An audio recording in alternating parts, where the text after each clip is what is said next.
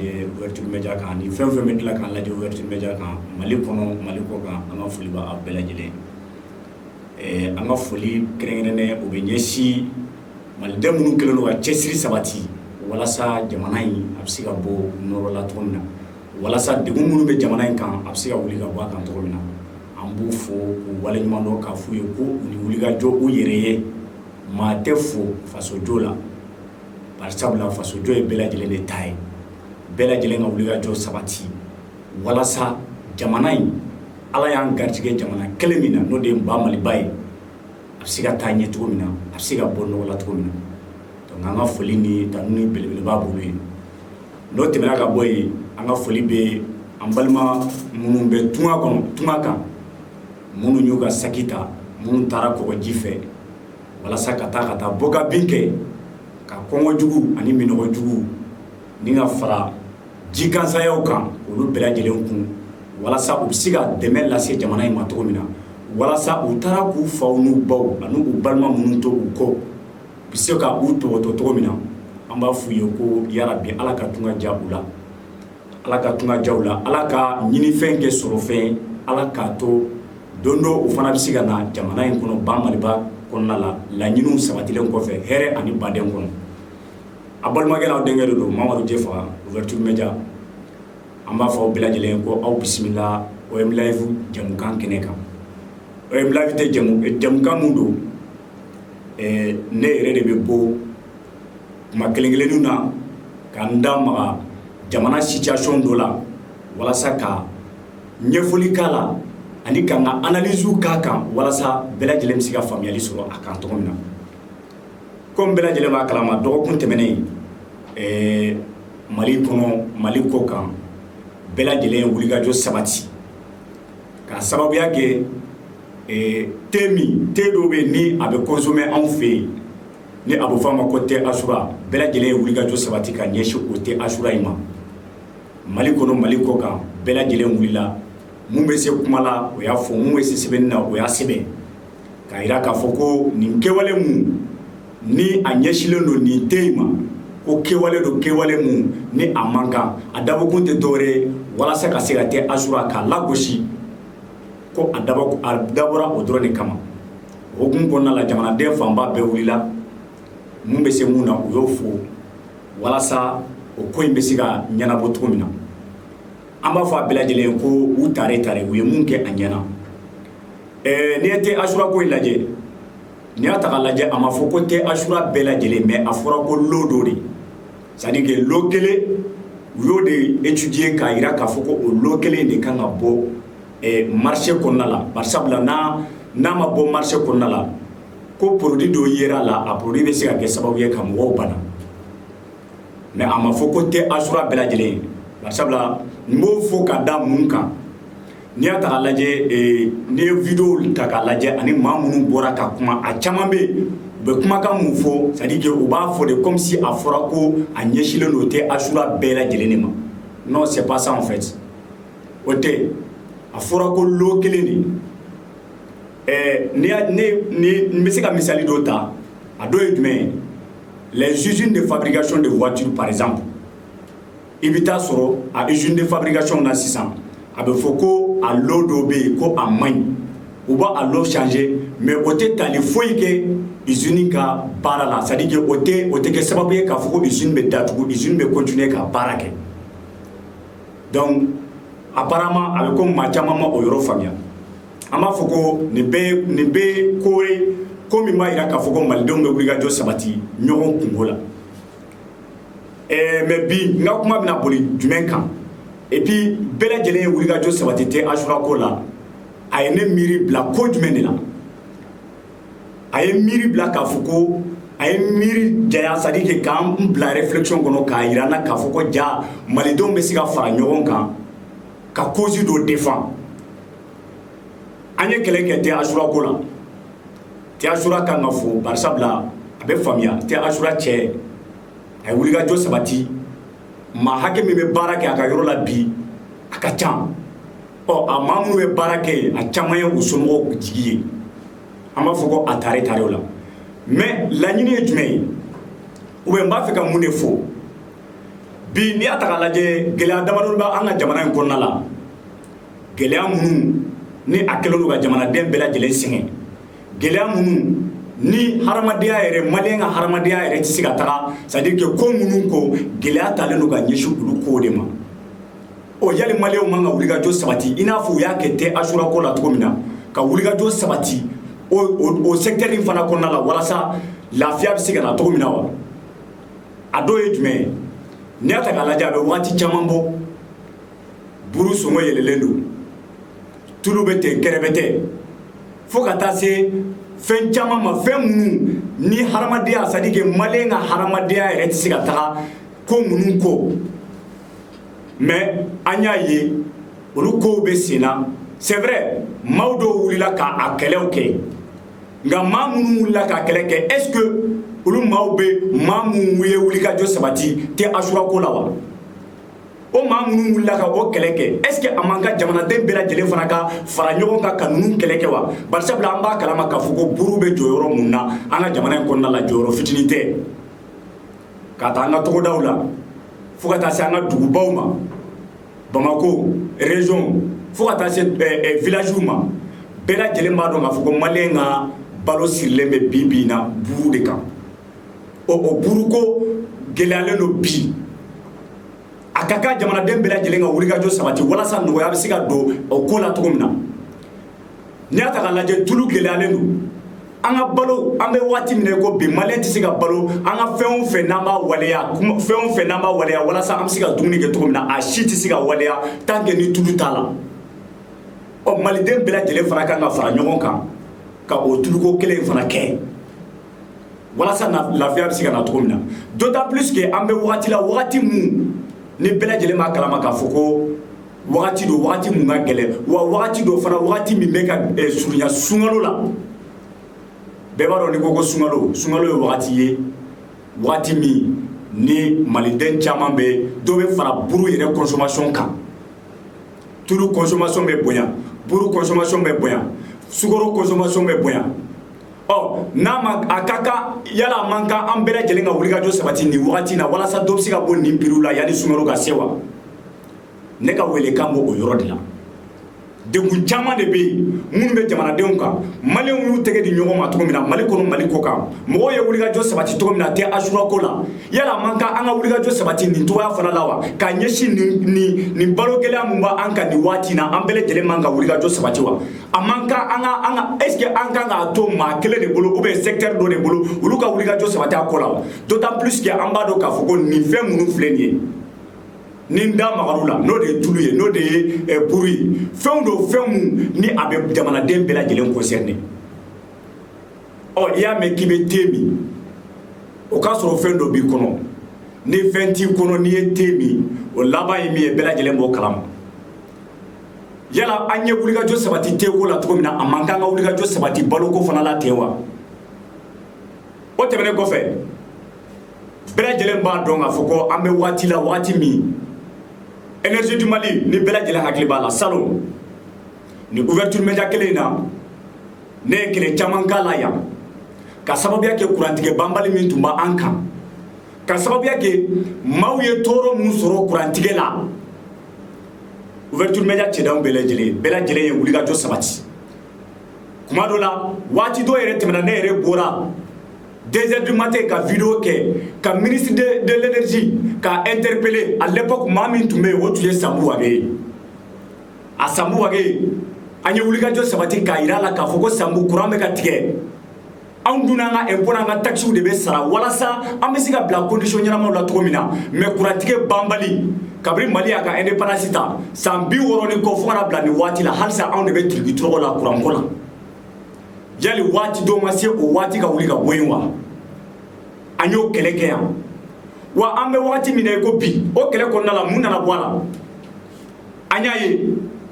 énergie directeur général ale bɔra ka communiqué dɔ kɛ ORTM na a ka communiqué bolila jumɛn kan a y'a yira de k'a fɔ ko groupe mun bɛ yen ko a groupe de ma ɲi wa ko groupe mun bɛ yen ko groupe minnu kan ka bila en marche ko maa mun kan k'o régler ko o tigilamɔgɔ ko bɛ fo Sénégal de an ko nin tɛ kuma ye ni responsable kan ka bɔ ka kumakan min fɔ amoni te kuma ye ni faso jola kan ka boka kuma mi fo barsabla ni ata ka laje ka fo ko ambe wele kan bla fo Sénégalais de ma o kana kana nga kuran ko problème ko no nyinabo ngo o ye ko mi be dangari ke anga jeni malena o ye ka jeni malien doya barsabla amba donga fo ko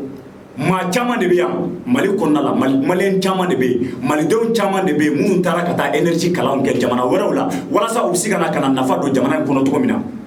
ka foko olu bela jelen cela ko mama soro mam misika kuran ko problème ye résolu ngo boye ne niye ka nyeshi mali deuma anye mangan chola kosobe o ala nana ke o wati ni kelena ama kalo fla kalo saba fo ata se kalo bona nani kalo nani ube kalo duru bonyon koma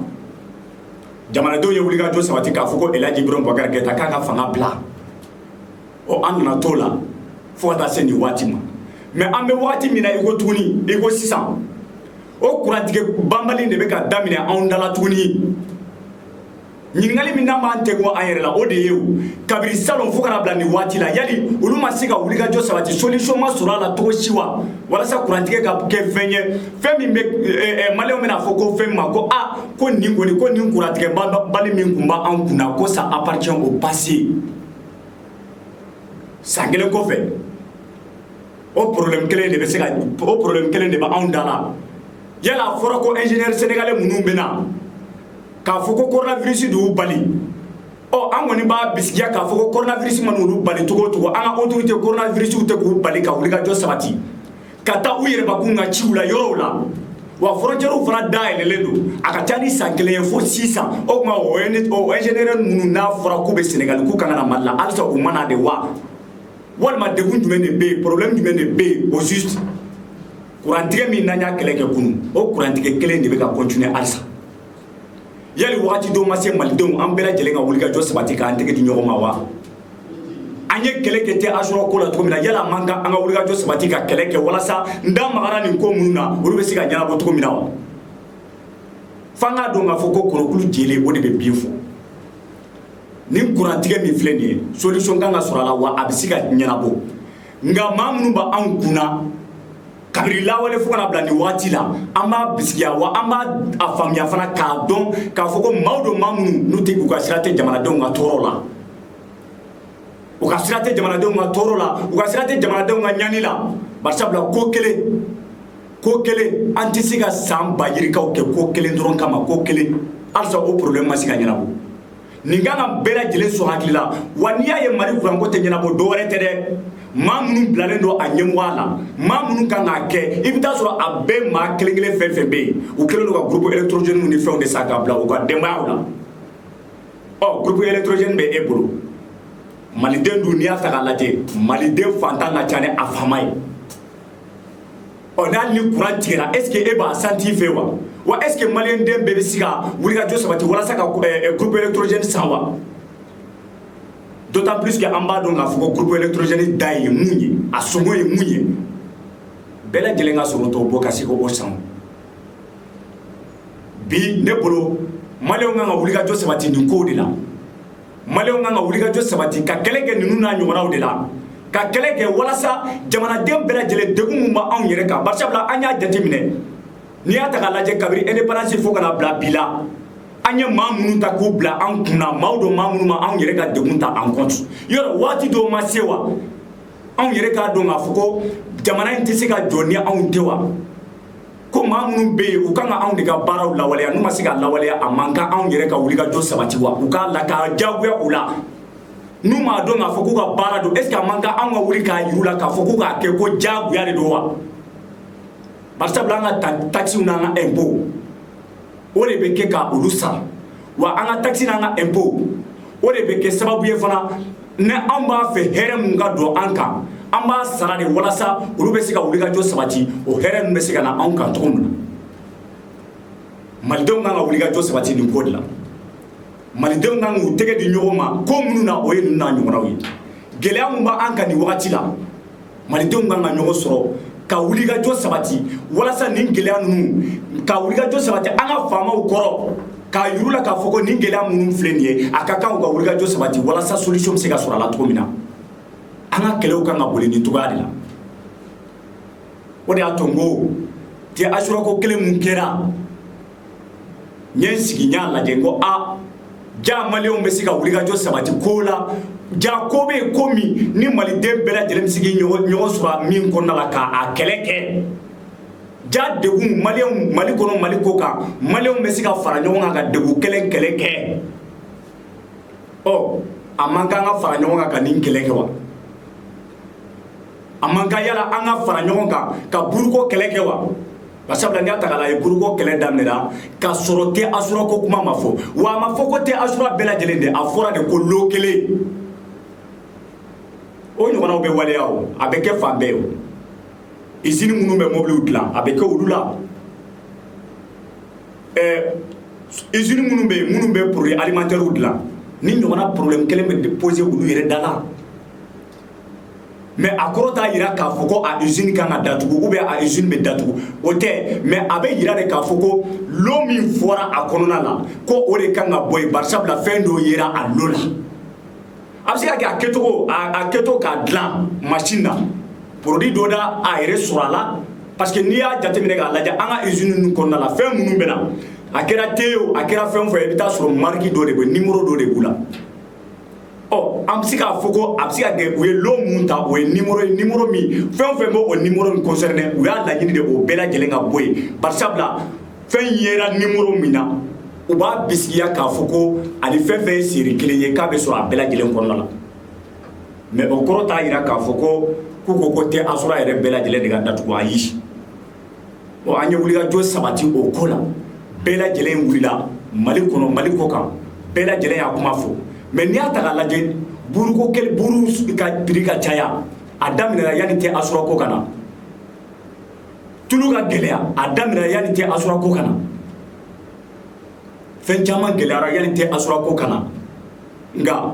an m'o kɛlɛ an m'an ɲɛsin o kɛlɛ ma dɛ k'a sɔrɔ ni dun y'a ta k'a lajɛ olu de ye ko ye ko minnu bɛ tali kɛ an yɛrɛ ka hadamadenya kan ko do ko minnu b'a tali kɛ c'est à dire ni ko do ko minnu ni u man kɛra ou bien n'u tɛ an ka hadamadenya yɛrɛ tɛ yen nka kɔrɔfɔ tɛ k'a yira k'a fɔ ko n bɛ tɛ asura contre la o tɛ dɛ mais n b'a fɛ k'a yira dɔrɔn k'a fɔ ko ja maliyɛnw bɛ se ka wuli ka jɔ sabati cause dɔ la ja maliyɛnw bɛ se k'u tɛgɛ di ɲɔgɔn ma ka bɔ ka bin kɛ cause dɔ la o n'a ma ɲɛ k'a fɔ k'an y'an ka énergie bɛɛ lajɛlen fara ɲɔgɔn kan maliden minnu bɛ Mali kɔnɔ ani minnu bɛ Mali kɔ kan yala a b'an kan fana an k'an ka énergie fara ɲɔgɔn kan ni cherté de vie min bɛ an kan yala a man kan an k'an tɛgɛ di ɲɔgɔn ma walasa k'o fana kɛlɛ kɛ wa kurantigɛ banbali min bɛ an kan kabiri lawale fo kana bila nin waati la yali waati dɔw ma se wa an bɛɛ lajɛlen ka ɲɔgɔn sɔrɔ kulun kelen kɔnɔ k'a kɛlɛ kɛ walasa nin degun dun bɛ se ka bɔ an kan cogo min na Mali ne b'o de fɔ don o don jamana tɛ anw bolo yɔrɔ tɛ anw bolo Ala y'anw garijɛgɛ yɔrɔ mun na n'a ti fɔ anw ma k'an ye dunan ye o ye Mali de ye Mali tɛ jɔ wa Mali tɛ ja laɲini tɛ se ka sabati malidenw b'a fɛ Mali ko ka kɛ cogo min na wa Mali kura ko min b'anw bɛɛ lajɛlen da la k'a fɔ k'an b'a fɛ Mali kura de ka na Mali kura tɛ n'a yɛrɛ ma ten dɛ malidenw de bɛ na ni Mali kura ye wa Mali de y'anw bɛɛ lajɛlen ta ye wa Mali a ti fɔ anw ma dunan yɔrɔ mun na ko dunan o ye Mali de ye n'i taara États-Unis n'i ye san 100 kɛ yen a bɛ f'i ma k'i ye étranger ye hali n'i ye denw wolo yen a bɛ f'u ma de ko i den ninnu ko o origine bɔra Mali la donc ce qui veut dire que an bɛɛ lajɛlen kan ka wuli ka jɔ sabati ka kɛlɛ kɛ Mali cause la an bɛɛ lajɛlen kan ka wuli ka jɔ sabati ka kɛlɛ kɛ ko o ko n'a bɛ tali kɛ Mali ka ɲɛtaga kan an bɛɛ kan ka don o da fɛ n'o tɛ an bɛ kuma minnu na k'a fɔ ko karisa ni karisa ko de don jamana in tɛ jɔ o kan kan dɛ jamana tɛ jɔ o kan kan bi jamana tɛ jɔ o kan kan sini wa an bɛ waati min na maliden fanba bɛɛ lajɛlen bɔra fɛn kalama wa a ka kan an ye ko minnu dɔn an k'a bila en pratique changement foyi tɛna dugu kɔnɔna la changement foyi tɛna jamana kɔnɔna la tant que ni jamanadenw yɛrɛ de ma don da kelen fɛ ka bɔ da kelen fɛ wa tant que ni jamanadenw yɛrɛ ma jamana kungo problème minnu bɛ jamana da n'u ma jɛ k'a ta ɲɔgɔn fɛ a problème tɛ se ka ɲɛnabɔ a changement tɛ se ka na fewu a ka kan maliden bɛɛ lajɛlen an bɛ Mali kura ko kelen mun na n bɛ segin a kan tuguni an bɛ kan ka wuli ka jɔ ka kɛlɛ kɛ ko la ko n'an y'a ye k'a fɔ ko a bɛ se ka kɛ c'est-à-dire n'an ma ko n'a bɛ tali kɛ an yɛrɛbakun ka hadamadenya la a ka kan ka wuli ka jɔ sabati o la ɲɔgɔn fɛ n'o tɛ an mago bɛ changement mun na m'a fɔ n k'a tɛna dɛ nka a changement tɛna nin cogoya la a changement tɛna nin cogoya la a changement tɛna nin cogoya la bi a tɛna a la sini fo an yɛrɛbakun ka wuli ka jɔ sabati an y'o de fɔ an bɛ démocratie tile de la n'a fɔra ko démocratie kɔrɔ de ko jamanadenw fɛn bɛɛ ye jamanadenw de ta ye wa ko bɛɛ bɛ to jamanadenw de ta la wa a ka kan jamanadenw fana ka wuli ka jɔ sabati u kungo la maa minnu n'an y'u sugandi k'u bila an ɲɛma n'u tɛ ka baara kɛ an y'u bila yen an m'u bila yen dɔwɛrɛ kama walasa degun mun b'an kan a degun bɛ se ka bɔ an kan cogo mun na n'u tɛ ka wuli ka jɔ sabati a degun na yala a man kan an ka wuli ka jɔ sabati k'a yir'u la k'a fɔ ko i bila kun tɛ dɔwɛrɛ ye an y'i bila yen de walasa degun min tun bɛ yen i kana ka na bɔ yen o tɛ se ka sabati fewu fo n'an bɛɛ lajɛlen k'an bolo o tɛ se ka sabati tant que n'an bɛɛ lajɛlen m'an bolo di ɲɔgɔn ma malidenw waati dɔ sera a waati ye jumɛn ye waati dɔ sera an ka bɔ maako kɛlɛ la waati dɔ sera an ka tiɲɛ fɔ ɲɔgɔn ɲɛna waati dɔ sera an ka ɲɛsin an yɛrɛ ka problème ma sinon ala tɛ jigin ka bɔ sanfɛ ka maa si ka problème ɲɛnabɔ ayi ala yɛrɛ ko tɛ o ko aide toi le ciel t'aidera ko n'i yɛrɛ dɛmɛ ala b'i dɛmɛ jamanaba minnu n'an ka mɔgɔw bɛ taga yen an ka mɔgɔw bɛ kɔgɔjiw ni fɛnw tigɛ ka taa jamana minnu na walasa u bɛ se ka hɛrɛ sɔrɔ yen cogo min na f'an k'a dɔn k'a fɔ ko a jamana ninnu fana tɛmɛna gɛlɛya de fɛ yanni bi ka se u bɛ degré min na bi u ye gɛlɛya dɔ de tɛmɛ wa yanni bi ka se wa an bɛ degré mun na bi an bɛ gɛlɛya mun kɔnɔ bi an bɛ se k'o tɛmɛ ka se olu fana bɛ yɔrɔ mun na u ka développement bɛ degré mun na an fana bɛ se ka se a développement ma mais o tɛ se ka sabati dɛ fo an bɛɛ lajɛlen ka Mali de ta ba la an k'an ka intérêt personnel bila an k'an ka intérêt personnel bila an ka wuli ka jɔ sabati an ka intérêt général ye barisabula maa kelen ka sɔrɔ tɛ sɔrɔ ye ni e kelen ye fɛn sɔrɔ jamana kɔnɔna la ni maa dɔw ma fɛn sɔrɔ da la k'a fɔ k'i ka fɛn sɔrɔ in nafa t'a la mais ni bɛɛ lajɛlen bɛ dɔɔni sɔrɔ fɛn mun na a ka ca ala fɛ ne ka sira tɛna kɛ e ta la e ka sira tɛna kɛ ne ta la an bɛɛ lajɛlen bɛ wuli ka jɔ de sabati walasa sɔrɔ mun n'a tilalen don an bɛɛ lajɛlen ni ɲɔgɔn cɛ dɛ a sɔrɔ bɛ se ka yanga cogo min na a bɛ se ka yiriwa cogo min na ni ne tun bɛ ne bolo ka a ɲɛfɔ maliyɛn bɛɛ lajɛlen ye wa ka bɛɛ lajɛlen interpeller walasa Mali kunkanko Mali problème minnu b'anw da la walasa maliden bɛɛ lajɛlen bɛ se ka wuli ka jɔ sabati cogo min na ka bɔ an da la wa o tɛ se ka waleya tant que ni anw bɛɛ lajɛlen m'an tigi di ɲɔgɔn ma a balimakɛ de don Jɛfa n b'a fɔ inshallah kibaruya mun tun bɛ n bolo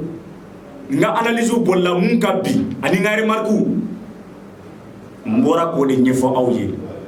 n b'a fɔ aw ɲɛna inshallah ala k'an bɛn wagati nata la